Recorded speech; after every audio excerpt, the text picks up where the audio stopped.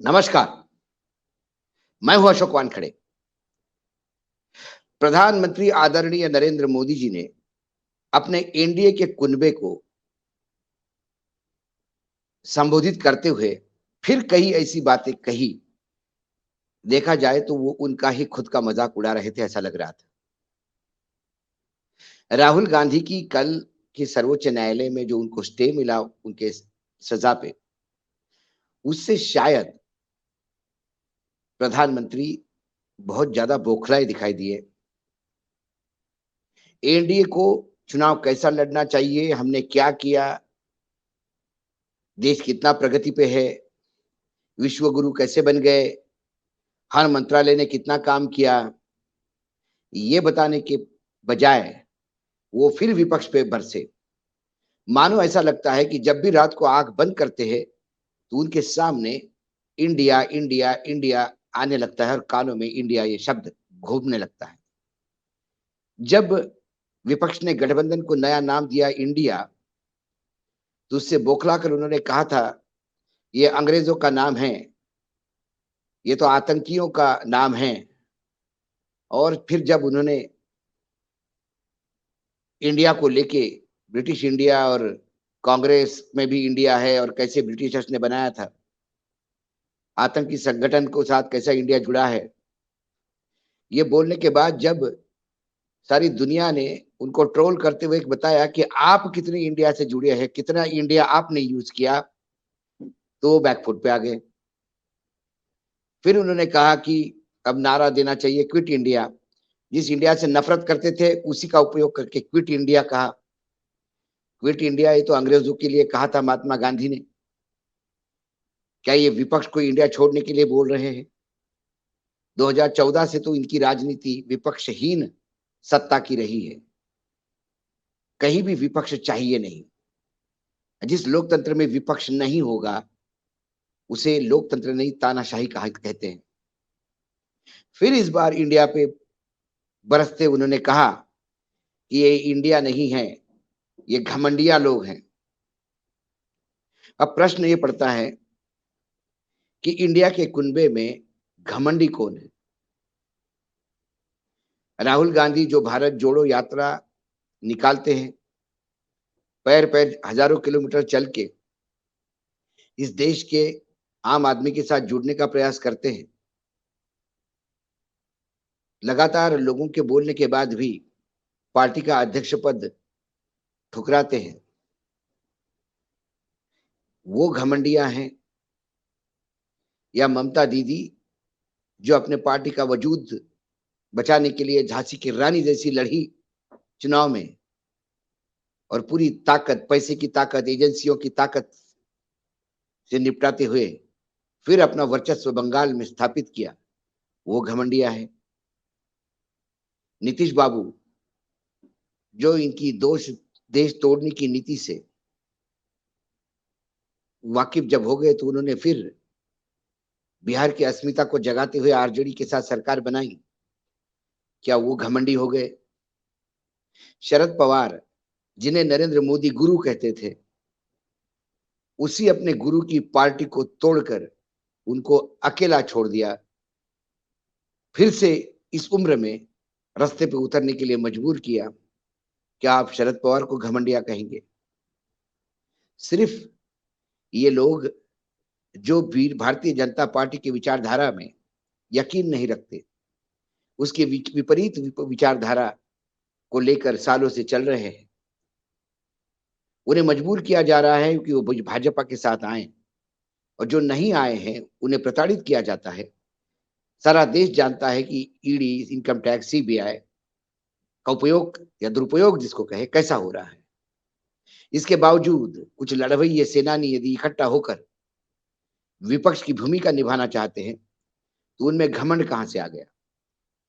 घमंड किसको कहते हैं ये शायद आदरणीय मोदी जी को पता ही नहीं, क्योंकि प्रचंड बहुमत के साथ जो घमंड उनमें आया, शायद इस देश के राजनीतिक इतिहास में किसी के पास आया होगा।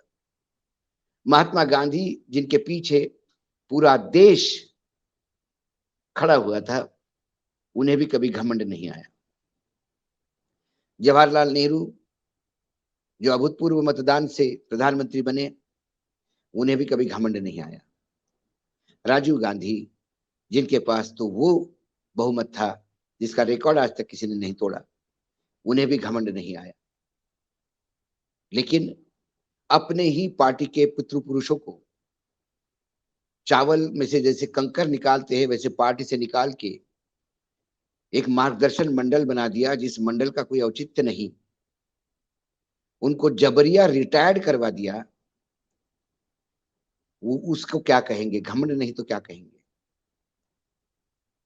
राजनीतिक जो राजनीतिक परिप्रेक्ष्य होता है, उसमें क्षेत्रीय जो सिपह सालार होते हैं, उनका बड़ा महत्व होता है। केंद्र में एक नेता होता है, लेकिन हर राज्य में एक ऐसा सेनानी होता है जो उस पार्टी को जिंदा रखता है, दिन रात उस राज्य में मेहनत करता है। 2014 के बाद भारतीय जनता पार्टी का यदि आकलन करें तो सारे क्षेत्रीय क्षेत्र कैसे ठिकाने लगाए, जबरिया रिटायर्ड किए गए। क्या इसको हम ये नहीं कहेंगे कि जो ये करवा रहा है वो निहायत घमंडी है?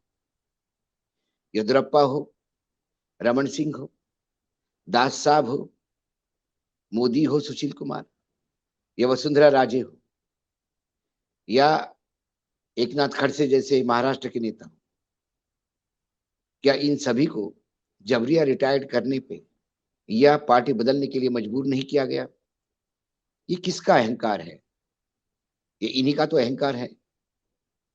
मोदी है तो मुमकिन है, अपने नाम से मुमकिन, मोदी है तो मुमकिन है, ये नारा लगवाने वाले अहंकारी नहीं है तो कौन है? भारतीय जनता पार्टी ये कलेक्टिव रिस्पॉन्सिबिलिटी, कलेक्टिव लीडरशिप की पार्टी थी। कुशाभाई ठाकरे, अटल बिहारी वाजपेयी तक। लेकिन मोदी जी के आने के बाद तमाम कद्दावर नेताओं का खच्चीकरण करना, क्या ये मोदी जी का घमंड नहीं है? फिर दूसरा आदमी घमंडिया कैसा होता है? अपने मंत्रिमंडल में जो सबसे बढ़िया काम कर रहा हो, जिसका नाम पूरे देश में हो रहा हो, ऐसे मंत्री का मंडल, ऐसे मंत्री जो थे नितिन गडकरी, इनके पास से अलग अलग मंत्रालय छीन के उन्हें सिर्फ एक मंत्रालय का मंत्री बनाकर, जो रिटायर्ड ब्यूरोक्रेट जो दलाली करते थे कारपोरेट सेक्टर की, उनके पास 3-3 मंत्रालय देकर आप क्या उन्हें महिमा अपमानित नहीं कर रहे हैं? क्या नितिन गडकरी जल जल जब उनके पास जब जल शक्ति बाद में बना, जो पहले मंत्री था सी और नदियों का तमाम देखने वाला, क्या उनसे हाथ से छीना नहीं गया? एमएसएमई में जब वो काम कर रहे थे तो नारायण राणे को नहीं दिया, जो 4 अंग्रेजी शब्द भी ठीक से एक अंग्रेजी सवालों के जवाब तक नहीं दे सकते, जो इनकम टैक्स डिपार्टमेंट में प्यून हुआ करते थे।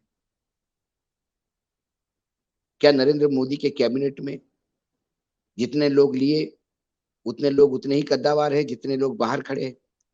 मंत्रिमंडल के बाहर कई ऐसे बीजेपी में ही कद्दावर नेता है, अपने अपने विषय के प्रगांड पंडित है, उन्हें साइड ट्रैक कर एक रबर स्टैम्प की फौज इकट्ठा कर रहे हैं और फिर कहते हैं कि दूसरे घमंडी है। घमंडी कौन है? इसको देखना होगा। जो अपने देश के वायु सैनिकों को जो एयर स्ट्राइक करके इस पाकिस्तान को सबक सिखा के आए हैं, उन्हें जाने के पहले एक महान सैन्य सेनानी, सैन्य वैज्ञानिक नरेंद्र मोदी जी ये ज्ञान देते हैं कि आप रडार, यदि बादल है आकाश में तो ये बहुत बढ़िया बात है, बादल के पीछे पीछे जाओगे तो रडार से छुप जाओगे। वो सैनिक अपने ही मन में अपने आप को गाली दे रहे होंगे कि हम कैसे प्रधानमंत्री के सामने खड़े हैं कि जिनको कुछ भी पता नहीं। नाली के ऊपर उल्टा मटका लगाकर चूल्हा जलाने का साइंस भी इन्होंने ही गढ़ा था। ऐसे असंख्य चीजें हैं, यदि बोलने लगूं तो पूरा दिन खत्म हो जाएगा कि मोदी जी ने अभी तक क्या क्या प्रचंड गलतियां की। क्योंकि हाथ में माइक आते से ही और सामने हुजूम दिखते से ही अंदर से जो बोलने का उबाल आता है, उसमें ये नहीं देखते कि वो सच्चा बोल रहे या झूठ बोल रहे। इस देश में अर्थशास्त्री बन के उन्होंने नोटबंदी की और देश की रीढ़ की हड्डी तोड़ दी। आर्थिक हड्डी जो होती है, आज तक देश की अर्थनीति या आर्थिक स्थिति पटरी पे नहीं आई। जो प्रधानमंत्री 5 स्लैब का जीएसटी इंट्रोड्यूस करता हो, वन टैक्स वन नेशन होता है, ये 5 टाइप के टैक्स 5 स्लैब में लाए हो, उसे हम क्या कहेंगे? ये उनका घमंड नहीं तो क्या था? नोटबंदी के पहले किसी को पूछा नहीं गया था, जीएसटी के पहले भी अपनी मनमानी करते गए।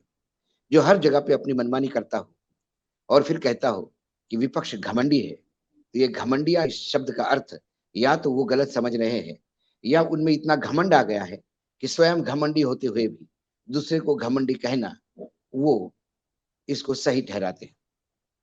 कई बार कई चीजों को हमने देखा और लगातार 2014 से लेकर एक आदमी के घमंड से, एक आदमी के मद से इस देश की आर्थिक स्थिति कमजोर हुई है। इस देश का सामाजिक ताना बाना टूटा हुआ है। हमारे देश के 700 किसानों के, हमारे देश के किसानों के लिए जो कानून लाए बिना किसी के विचार विमर्श किए, बाद में कहते हैं कि हमने इससे किया उससे किया। यदि आपने सभी को स्टेक होल्डर को विश्वास में लिया होता तो इस देश का किसान मूर्ख नहीं कि जो आंदोलन करता।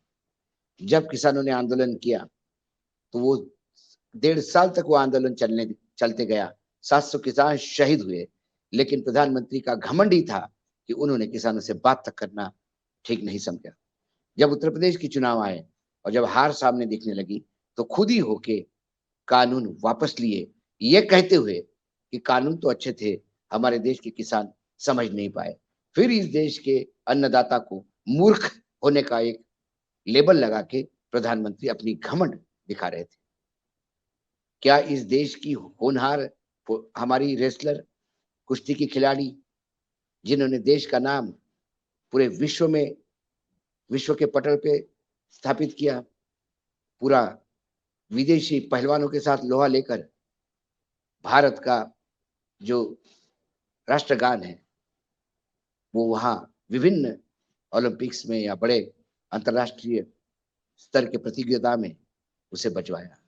ये गौरव का क्षण था जब एक असामाजिक गुंडा, तत्व, गुंडा ही कहें उसको, व्याभिचारी, भ्रष्टाचारी, उन लड़कियों की इस्मत पे हाथ डालता है और वो 1 महीने तक अपनी न्याय की गुहार लगाते हुए आंदोलन करती है, तो उसे मिलता क्या है? लाठीचार्ज।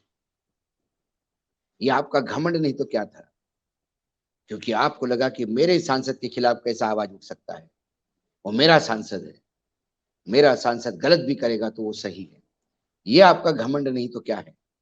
ऐसे असंख्य चीजें हैं जहां इनका घमंड टूट टूट के बोलता है।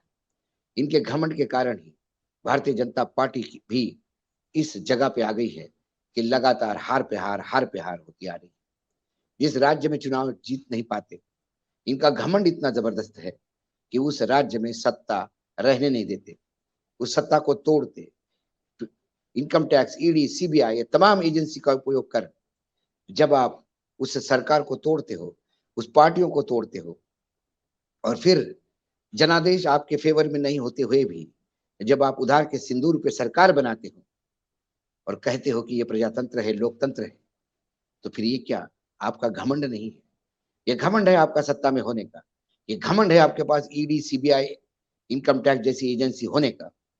आप जब सर्वोच्च न्यायालय एक निर्णय देता है तो आप एक नया कानून बना के, अध्यादेश बना के सर्वोच्च न्यायालय के निर्णय को भी चैलेंज करते हैं। ये आपका घमंड नहीं तो क्या? ये आपका घमंड है कि आपके पास लोकसभा में पर्याप्त बहुमत है। यदि आप संविधान की इज्जत करते, यदि जनमानस की इज्जत करते, जनता की भावना की इज्जत करते, तो आप 2014 से लेके ऐसे हजारों गलतियां नहीं करते जिसे मैं मात्र एक घमंडी ही कर सकता है, ये बोल सकता हूं। पूरा घमंड कूट कूट के आप में भरा है और फिर आप कहते हो कि ये इंडिया नहीं, ये घमंडिया है। बिल्कुल, एक घमंडिया ही इंडिया को कुछ भी नाम दे सकता है। इस इंडिया को गर्व है, घमंड नहीं। एक भारतीय होने के नाते मुझे गर्व कई चीजों पे है, घमंड नहीं। घमंड और गर्व में बहुत थिन लाइन का एक डिफरेंस है। आपको गर्व होता तो बात अलग होती, आपको गर्व होता तो उन महिला खिलाड़ियों के साथ न्याय होता, आपको इस देश के अन्नदाताओं पे गर्व होता तो किसानों के साथ न्याय होता, आपको यदि इस देश के लोकतंत्र पे गर्व होता तो चुनाव हारने के बाद भी अटल बिहारी जैसे वाजपेयी जैसे आप शब्द उपयोग मिलाते कि मैं चिमटे से भी उस सत्ता को नहीं छूंगा जो सत्ता तोड़ फोड़ के मेरे पास आ सकती है। आप राजधर्म निभाते, लेकिन आपने वो भी नहीं निभाया। जब अटल जी ने राजधर्म की बात की तो आपका घमंडी था कि आपने अटल जी को भी नहीं सुना। ऐसे असंख्य चीजें हैं। घमंडी कौन है ये जनता जानती है, और घमंडी आप विपक्ष को कहते हैं तो आप हंसी का पात्र बनते हैं। घमंडिया, घमंड प्रचंड बहुमत के साथ आपको आया। मोदी जी, आप मेरे प्रधानमंत्री हैं। 145 करोड़ की इस देश के प्रधानमंत्री हैं, जिसमें 145 करोड़ लोग रहते हैं। उपमहाद्वीप के आप प्रधानमंत्री हैं। मैं इस देश का एक नागरिक होने के नाते, एक टैक्स पेयर होने के नाते, मैं आपको विनती तो कर सकता हूं, आप इस देश पे गर्व करिए, घमंड मत करिए। आप विपक्ष को उनकी जगह दीजिए। आपके पास यदि गर्व करने लायक आपकी उपलब्धियां हैं तो विपक्ष वैसा ही नेस्तनाबूद हो जाएगा। आपको विपक्ष से ये जो रात को नींद हराम हो गई है आपकी, इसका मतलब आपको भी पता है कि आपने 2014 से जो किया वो सिर्फ एक घमंड का नतीजा था।